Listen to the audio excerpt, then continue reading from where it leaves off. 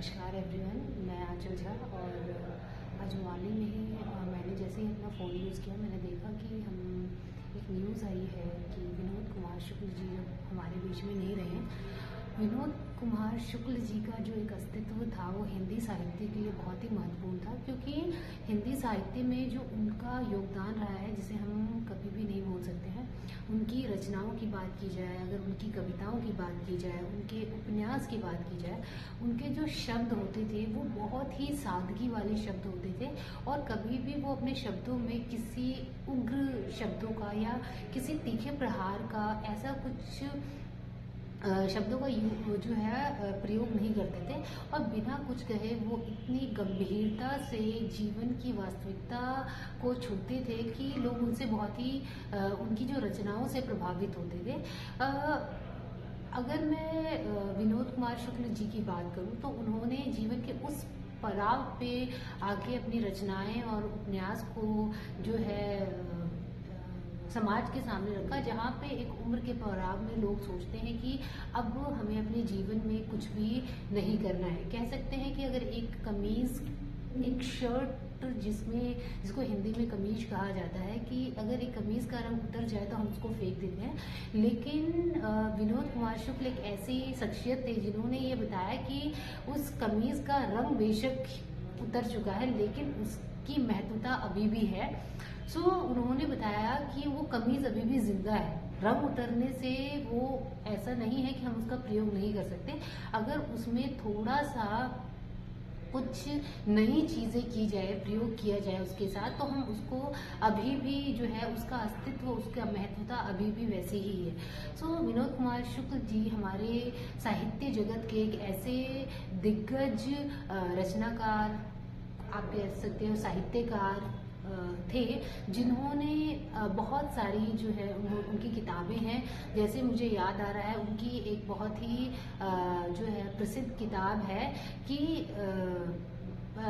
जो किताब है उनका नाम है दीवार पर एक खिड़की, राइट। और एक है पेड़ पर कमरा या घर, ऐसा ही कुछ है।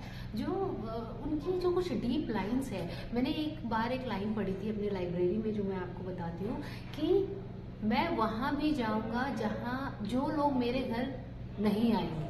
मतलब कि मैं वहां तक जाऊंगा जिनसे मुझे कोई उम्मीद नहीं है कि वो मेरे घर तक आएंगे, पर मैं जाऊंगा क्योंकि मैं जिंदा हूँ, मेरे अंदर अभी भी अस्तित्व है, तो मैं वहां जाऊंगा। मैं उन लहरों को भी देखूंगा जहां तक मैं कभी नहीं पहुंच सकता। मतलब वो लहरें आके चली जाएंगी, वो कभी मेरे पास नहीं रहेंगी, पर फिर भी मैं उन्हें देखने जाऊंगा। ऐसी बहुत सारी चीजें हैं जो कि हमारी जैसे जनरेशन के उनके जो शब्द है उनसे हम बहुत ही प्रभावित होते हैं।